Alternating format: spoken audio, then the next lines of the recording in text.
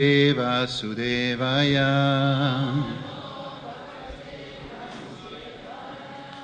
Om Namo Bhagavate Vasudevaya. Om Namo Bhagavate Vasudevaya.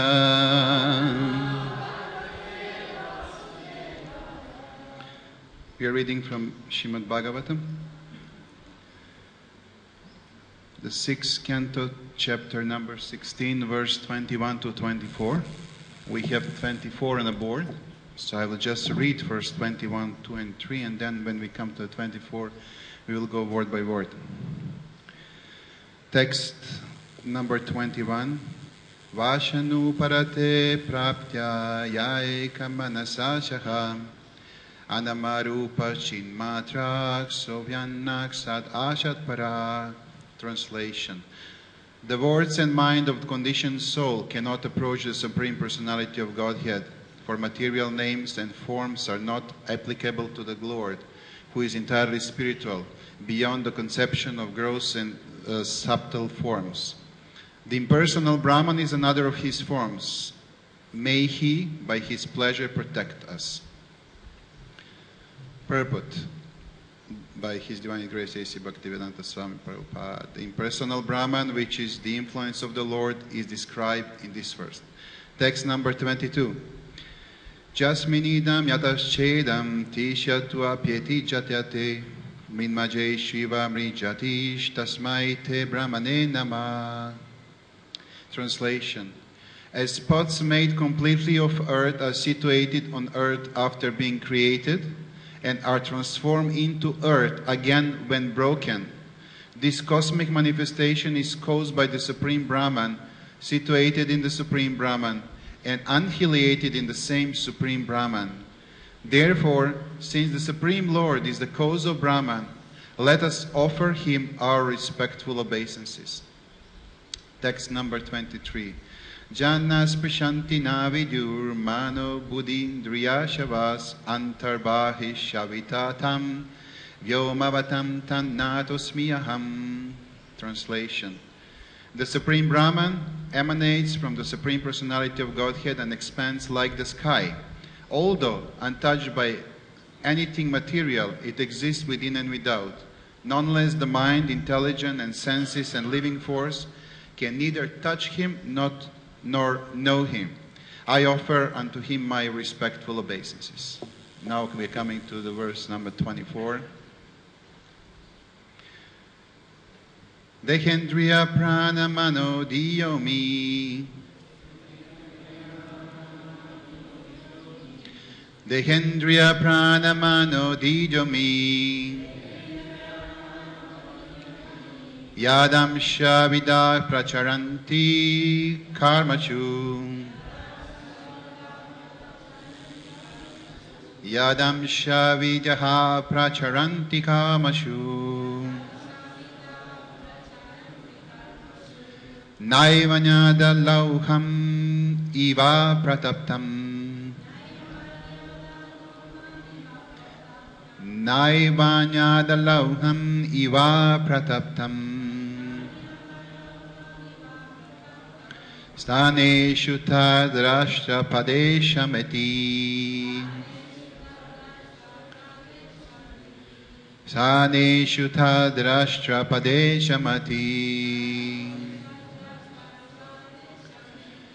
Dehendrija pranamanu dijomi. Yadam shabidak pracharanti kamashu.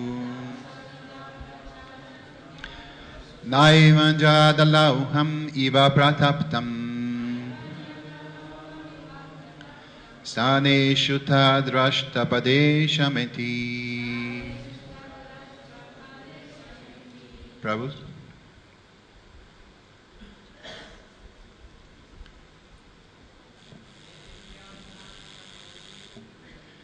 Dehendriya pranamano dijami. Yadam chavida pracharanti kamachu. Yada pumkam iva pratapatam. Staneshu tadrashpadeshameti.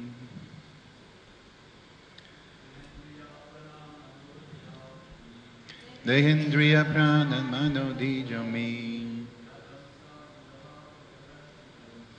Yadam shavida pacharanti kamachu.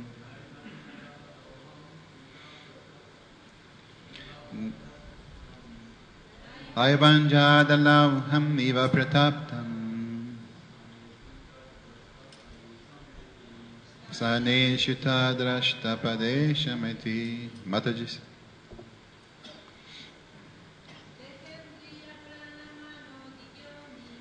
Dehendrija prana mano dihyodimi.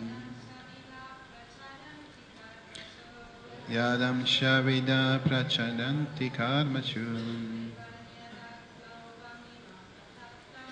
Naivanyadalam namiva praptaptam. Staneshu tadrashtrapadeshameti. Deha, the body. Indriya, senses. Prana, life air. Mana, mind. Dija, and intelligence. Ami, all those. Yat amshavida, being influenced by rays of Brahman, or Supreme Personality of Godhead, or Supreme Lord, Supreme Lord. Pracharanti, they move. Karmachu, in various activities. Na, not. Eva, indeed. Anjada, at other times. Lauham, iron. Eva, like. Aprataptam, not heated by fire. Shaneshu, in those circumstances. Tat, that. Sdashtra Pradesham, the name of a subject matter. Eti, achieves. Translation. As iron has the power to burn when made red hot in the association of fire, so the body, senses, living force, mind, and intelligence, although merely lumps of matter, can function in their activities when infused with a particle of consciousness by the Supreme Personality of Godhead. As iron cannot burn unless heated by fire, the bodily senses cannot act unless favored by the Supreme Brahman. Purport. Red-hot iron can burn, but it cannot burn the original fire. Therefore, the consciousness of the small particle of Brahman is fully dependent on the power of the Supreme Lord Brahman. In Bhagavad Gita, the Lord says, Matak smriti jamanam apohanam cha. From me, the conditioned soul receive memory, knowledge, and forgetfulness. The power for activities come from the Supreme Lord. And when the Lord withdraws this power, the conditioned soul no longer has energy with which to act through the various senses. The body influences 5 knowledge acquiring senses, 5 active senses, and the mind. But actually, these are merely lumps of matter. For example, the brain is nothing but matter, but when electrified by the energy of Supreme Personality of Godhead, the brain can act, just as iron can burn when made red hot by the influence of the fire. The brain can act while we are awake or even while we are dreaming, but when we are fast asleep or unconscious, then brain is inactive. Since the brain is a lump of matter, it does not have independent power with which to act. It can act only when favored by the influence of the Supreme Personality of Godhead, who is Brahman or Param Brahman. This is the way to understand how the Supreme Brahman Krishna is presented everywhere, just as the sunshine is presented because of the sun god in the sun globe. The Supreme Lord is called Hrishikesh. He is the only conductor of the senses. Unless empowered by His energy, our senses cannot act. In other words, He is the only seer, the only worker, the only listener, and the only active principle or supreme controller. So one more time, translation: as iron has the power to burn when made red hot in the association of fire, so the body, senses, living force, mind, and intelligence, all the merely lumps of matter, can function in their activities when infused with a particle of consciousness by the Supreme Personality of Godhead. As iron cannot burn unless heated by fire, the bodily senses cannot act unless favored by the Supreme Brahman. Namo Vishnu Pada Krishna Prashta Bhutala Shimata Jai Pataka Swami Tinami Namo Charya Pada Nitai Kripa Padani Gorakata Damadana Garagamatarine Namo Vishnu Pada Krishna Prashta Bhutala Shimata Bhakti Vedanta Swami Nitinamine Namaste Saraswati Devi Goravani Pachara Nirvishesha Shunyavadi Paschatya Deshatari Jai Shri Krishna Chaitanya Prabhu Nityananda Shri Advaita Gadatara Shiva Sadi Gaura Bhakta Vrinda Hare Krishna Krishna Krishna Hare Hare Hare Ram, Ram Ram, Hare Hare. Okay. The glories of Srimad Bhagavatam is really unlimited. Everything what we need to know, everything what we need to find out, we can find there. And being the student of Srimad Bhagavatam also is a very special thing. It's not for everyone. It's not that anyone can understand. I remember first time when I got Srimad Bhagavatam, I tried and I could go through the couple of pages.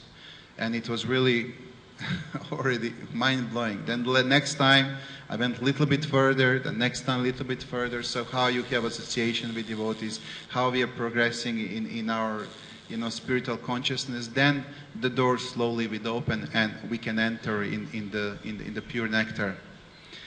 So you all come quite regular here for the class, so you know what is going on. The scene is there that Chitraketu, he approached the Lord Sankachan, and they started conversation. Before that, he had one unbelievable, amazing meeting with his son who actually passed away. And him and his wife Kritadyuti, they were very sad. So Narada Muni helped them to have one more darshan with their son, who was already in very high consciousness. And he actually preached to them, what is right and what is wrong. Then he got from Narada Muni the Mahavidya mantras, and he started chanting, and he got, after 1 week, the meeting with the Lord. So the point is that the whole our life, all this illusion around us is made to help us, but also to trick us to be able to protect the Lord. So what we have to do, we have to grow, we have to raise our consciousness on a very high level to really understand what is going around. They're saying that actually our pure soul, our pure identity is like a gold. It's pure, it's clean, and it's never get spoiled but by anything. But it's covered also with so many different things.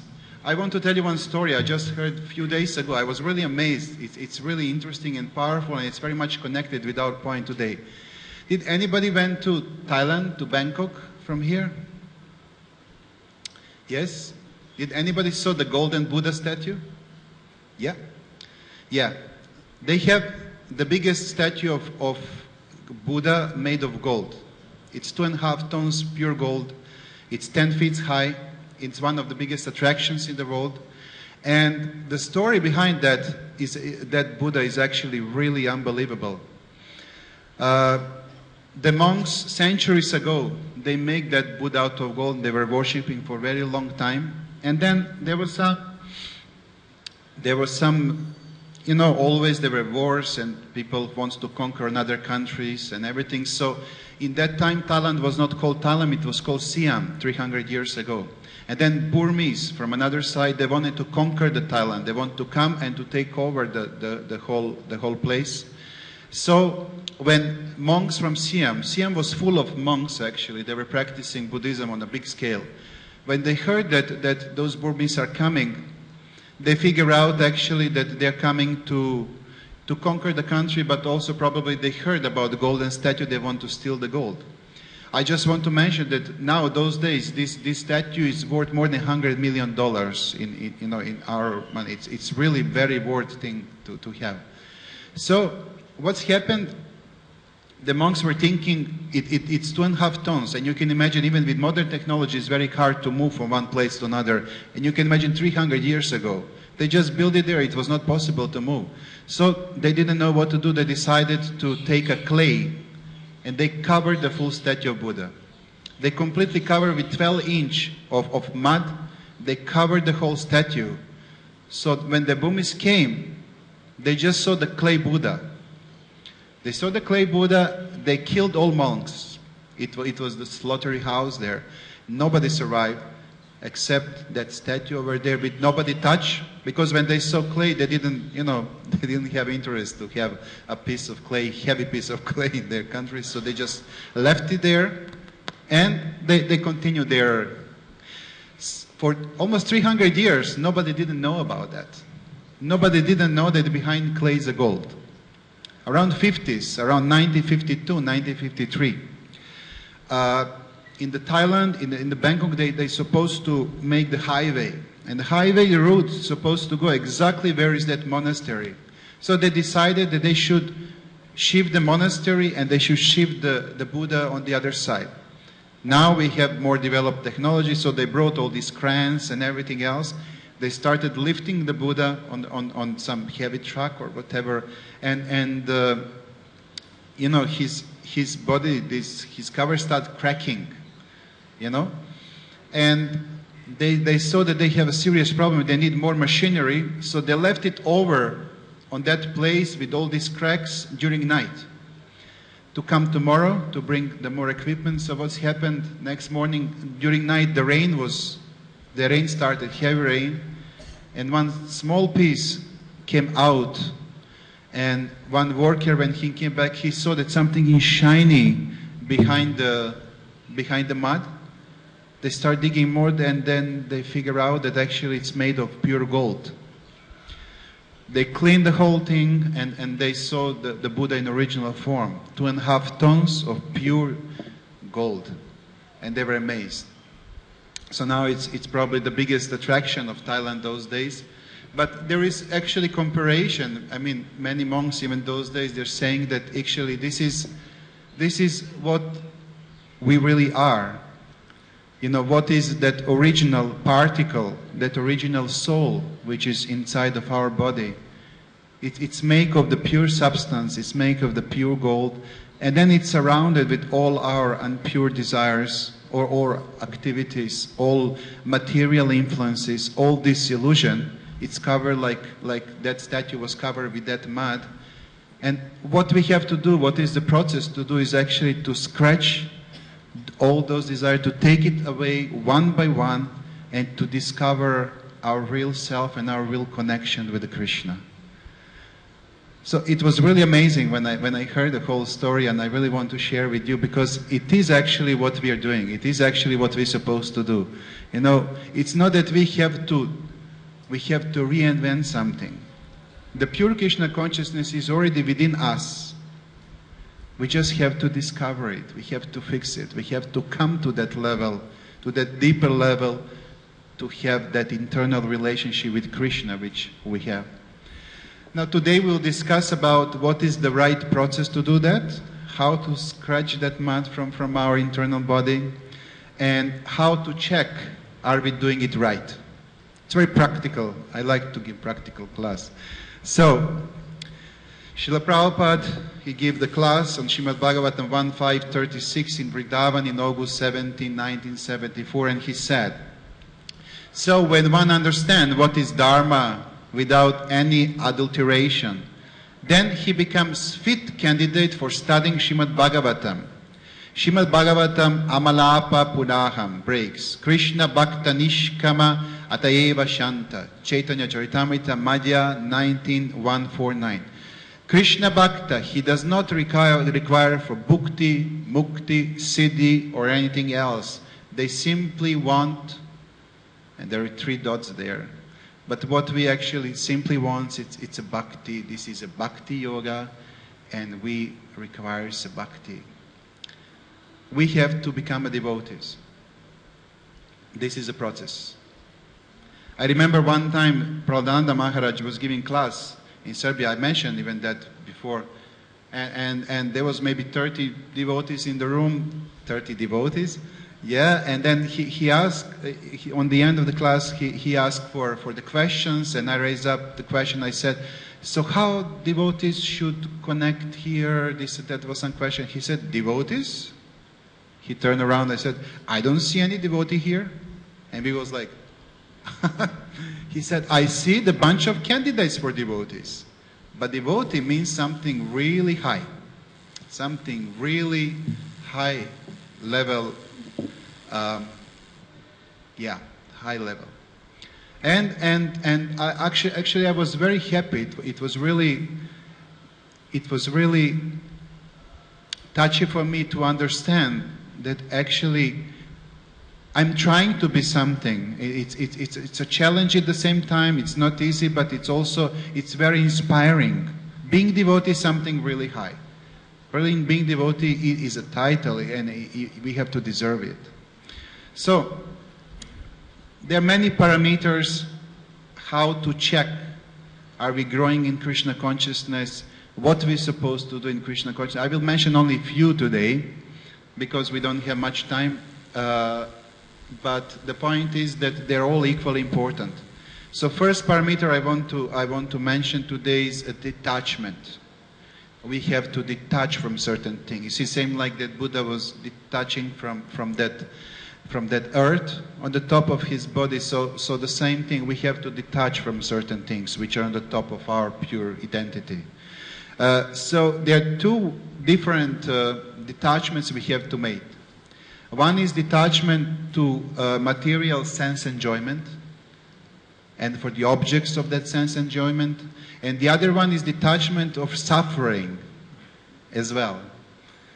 You will be surprised, but we also can be very much detached to suffer, and we will discuss about that. So, detachment from material sense enjoyment is very common thing. You all understand that if we are more attached to material values and to material activities also, is going to be very hard for us to progress. Why? Because whatever we are doing, whatever we are thinking for, we are developing a taste for that, right? Whatever our activities during a day and during a night, we are developing the taste. And if we develop the wrong taste, we cannot spiritually advance. So although our mind is telling us all the time, you have to do this now, okay, let's go there now, okay, let's travel here now, okay, let's go to sleep now, okay, let's not go for the program, or like, this is material enjoyment, and material mind, he really enjoys in that. That's him. And many times, you know, we are accepting those ideas and trying to implement in our life. But actually, if we really want spiritually to progress, we have to detach from those ideas. Now, detachment for suffering. There are many, I saw many people, especially from the place from where I am coming, that they really enjoy in crying, in living in pain. You know the drama, poor me, again and again. I have so many problems in my life. I'm so much stuck with this and that. I'm under stress. I need psychologist. I need shrink. All this, how to say, those symptoms, and actually that person is not doing right also. That person is developing attachment for suffering.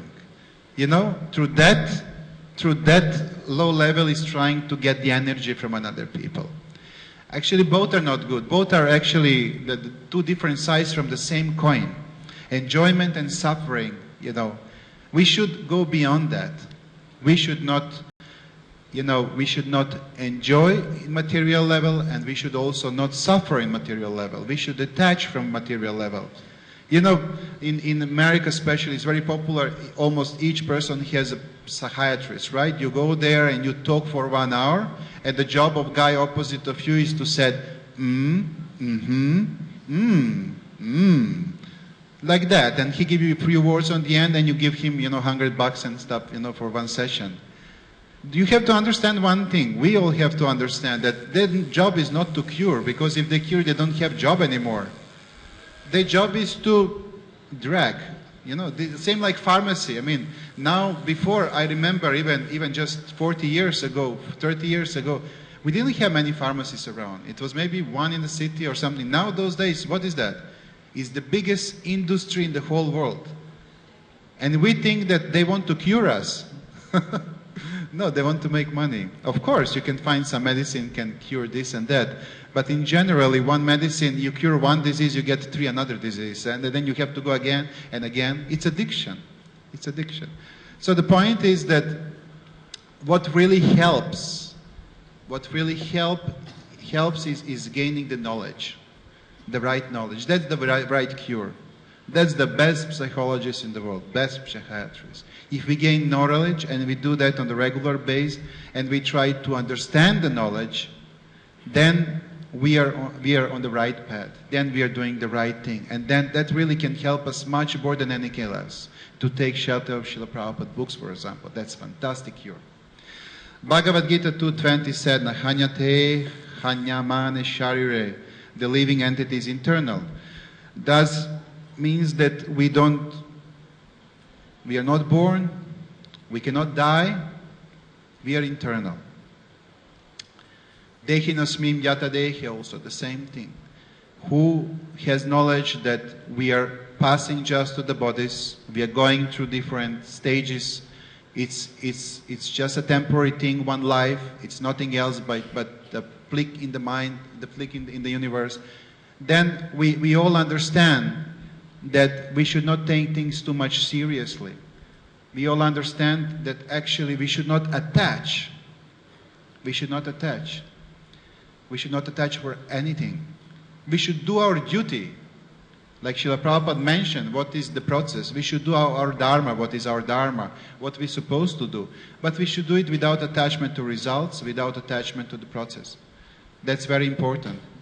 Even family. I know we are putting always family in the first plan, but what we have to do out of duty, not out of attachments.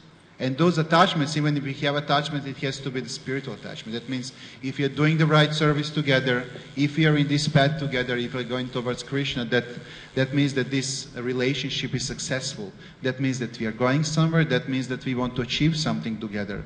As long as somebody is dragging somebody down, that's not the real relationship. That's not healthy. That's still, the really wrong attachment. So we have to be really conscious, whatever we are doing, from financial things, from relationships, from our mental health, from spirituality. It has to be in the line with process that we are following and with our ultimate goal, what we are trying to achieve.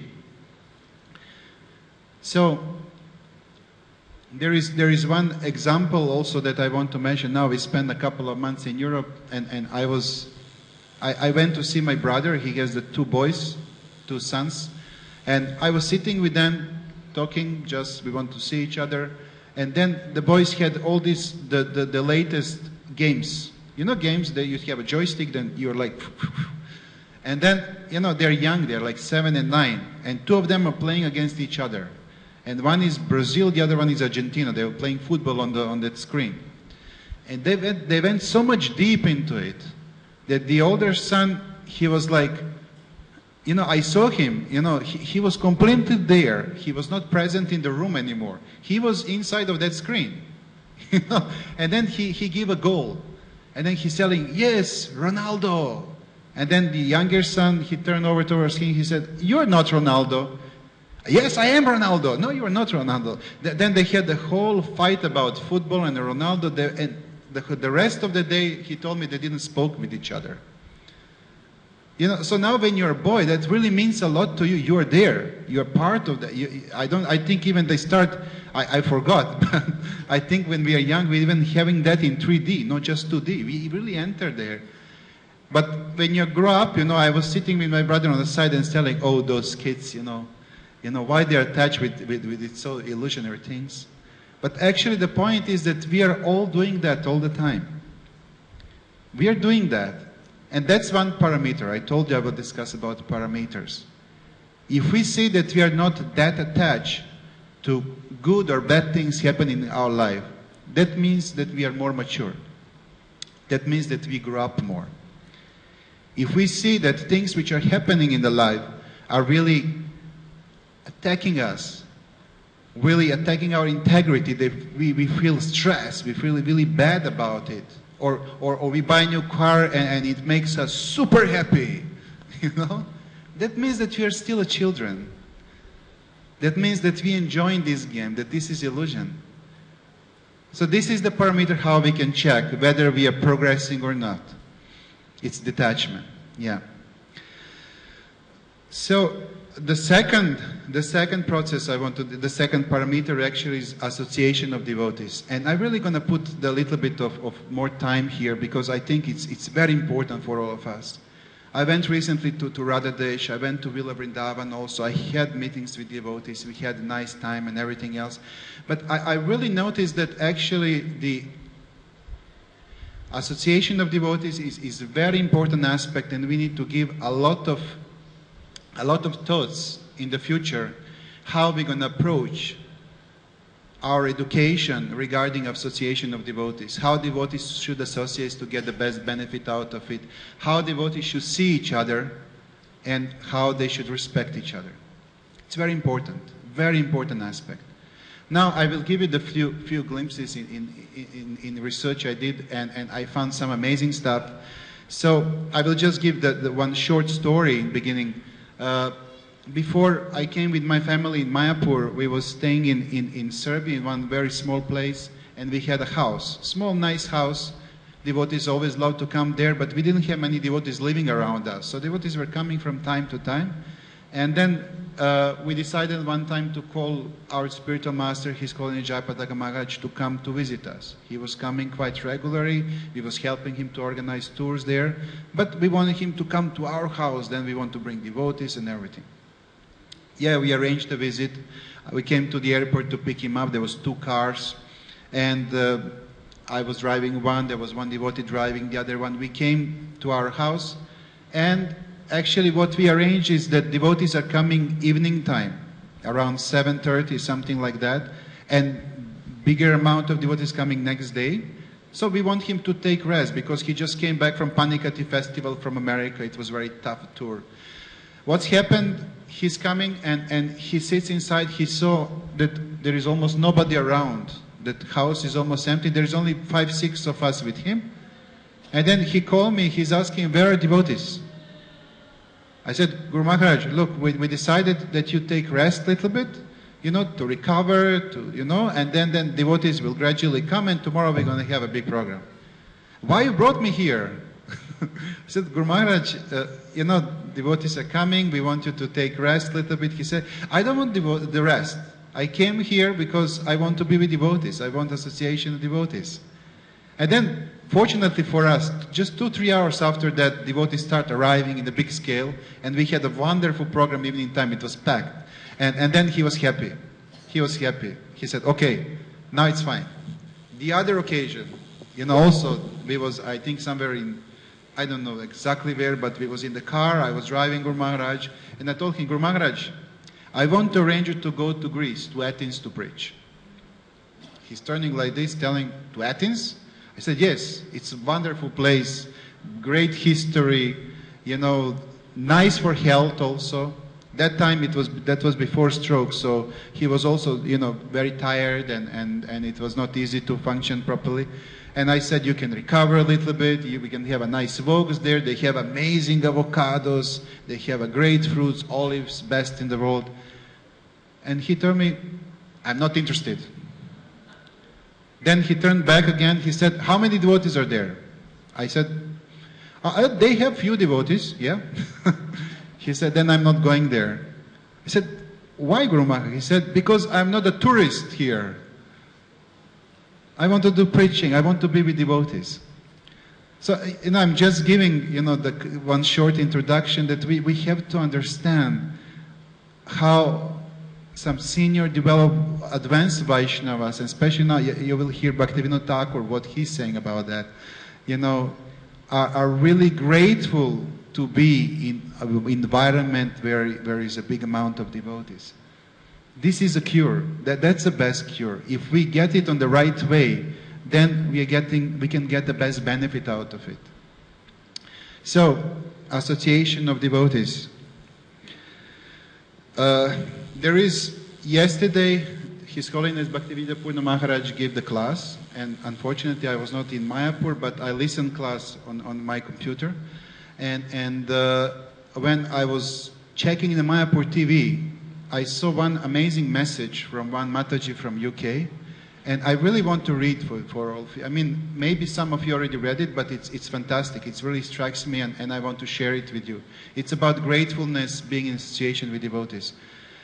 Her name is Marina Malini Radhika Dasi, and I'm sorry if she's watching us, if she's right now with us, but I really have to show that example. She wrote a message, she sent to Mayapur TV, and the message is, Haribol, what would I do without Mayapur TV?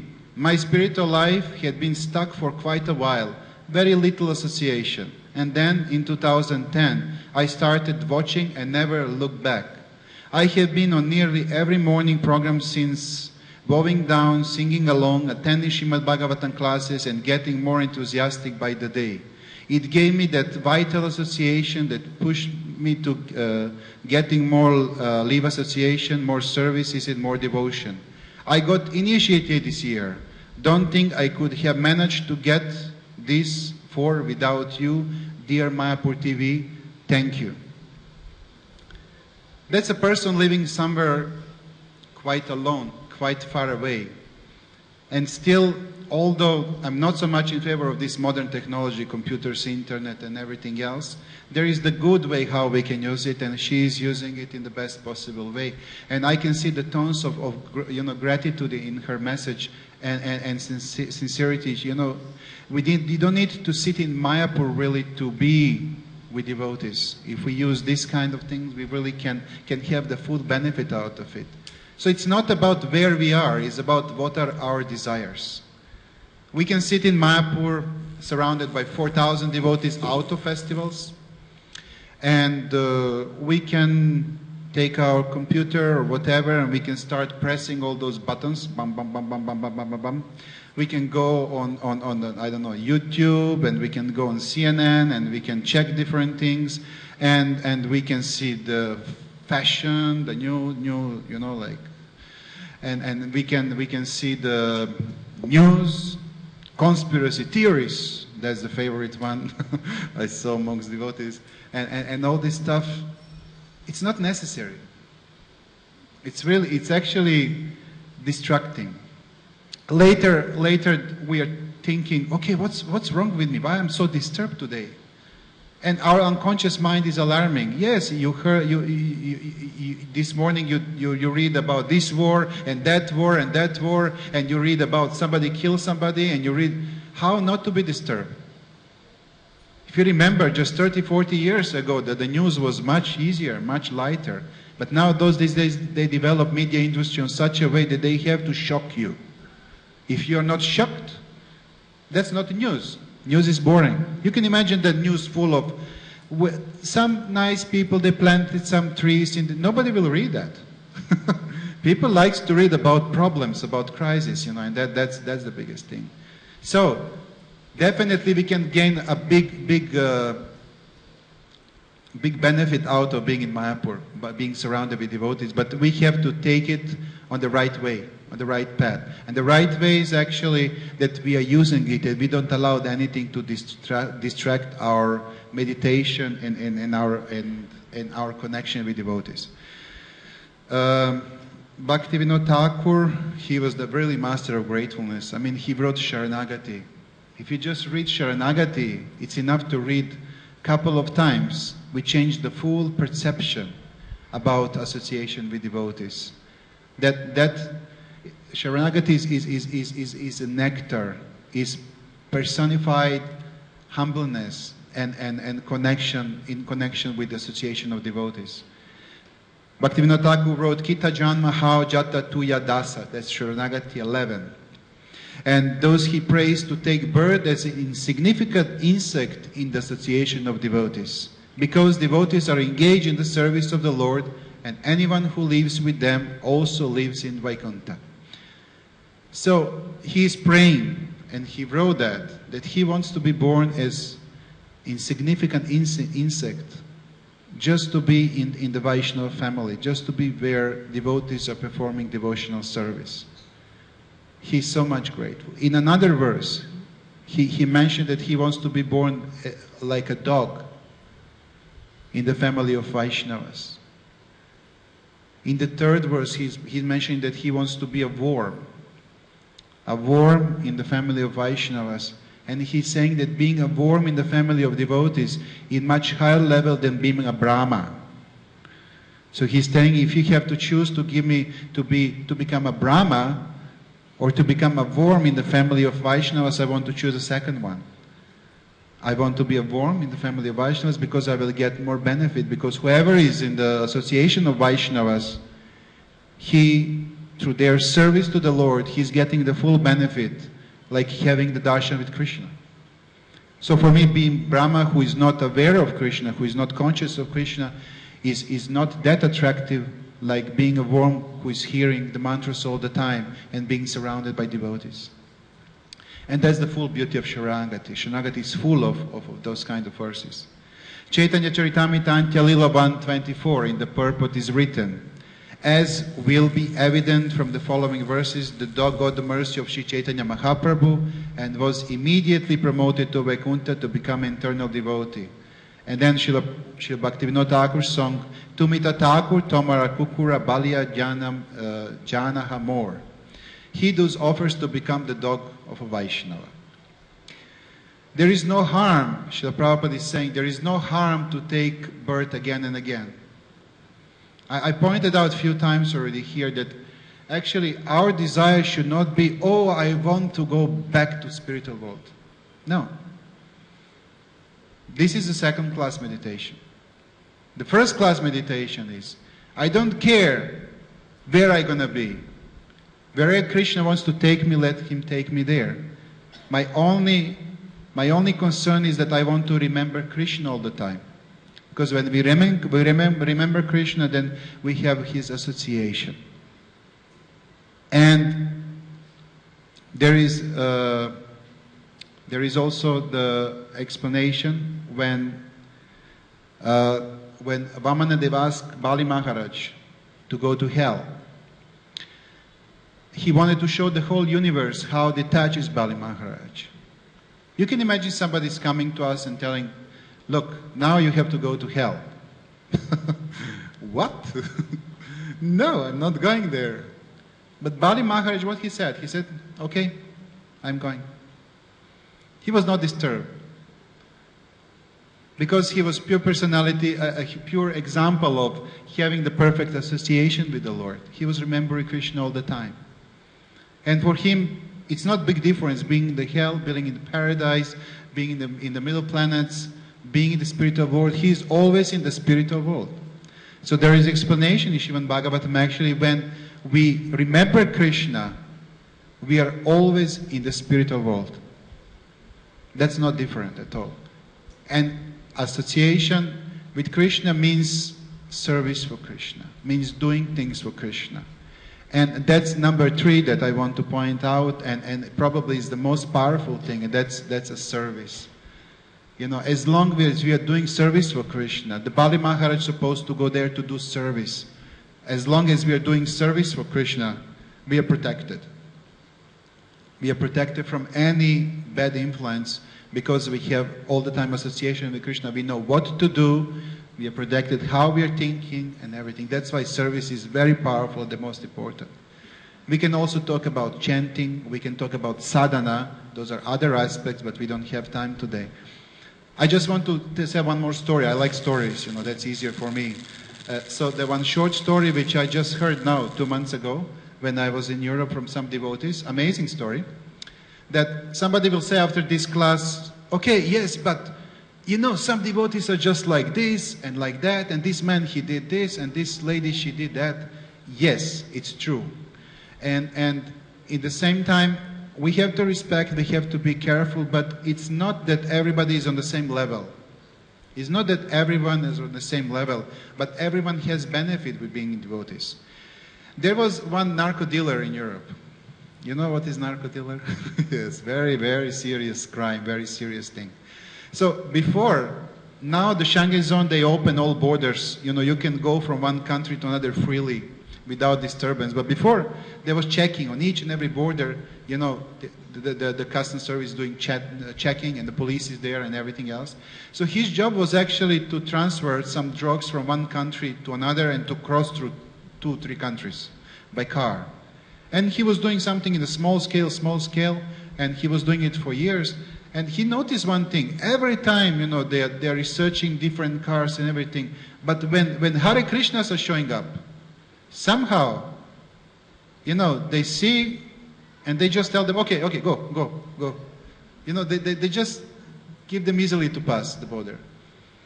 And then one task came to him to transfer the big amount of drug from one place to another. I don't want to mention places and names. So Bhakta Bob, okay, Bob.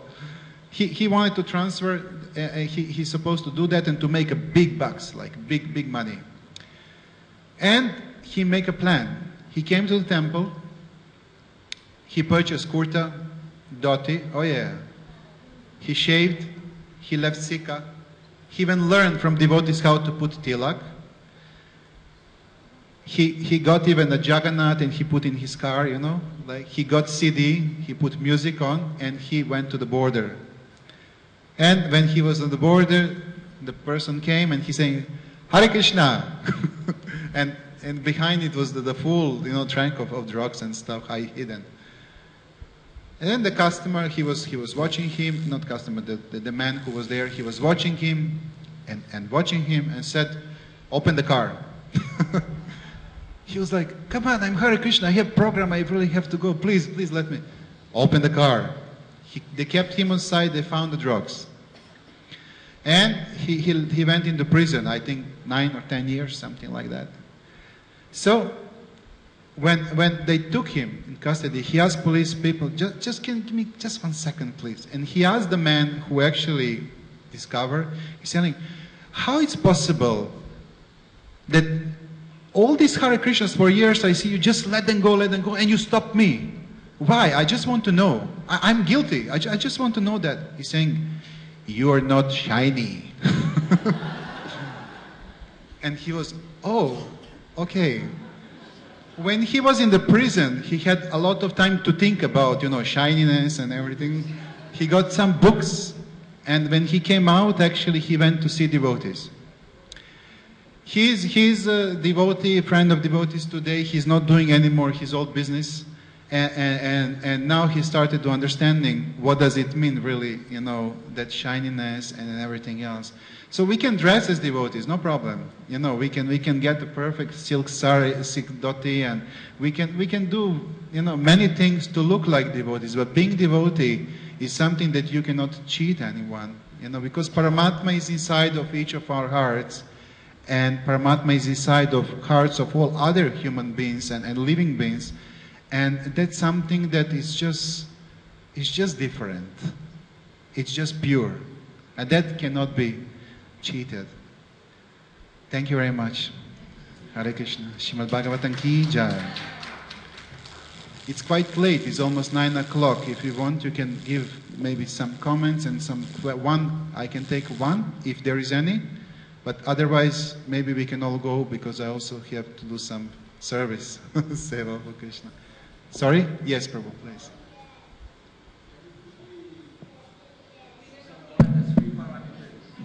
Sorry? You spoke about three parameters. I spoke about? Three parameters. What? Three parameters. Parameters, yes. Okay. One is detachment. Yes. But I have forgotten the other two. Can you slightly elaborate very quickly, please? About detachment. You want No, to... the other two. Detachment, another one is association with devotees, and the third one is service for Krishna. Hare Krishna. Thank you very much. Thank you very much. Jai. Srila Prabhupada ki jai, Samaveda Bhattacharya ki jai, Srimad Bhagavatam ki jai, Gaur Premanande, Hari Hari Bol.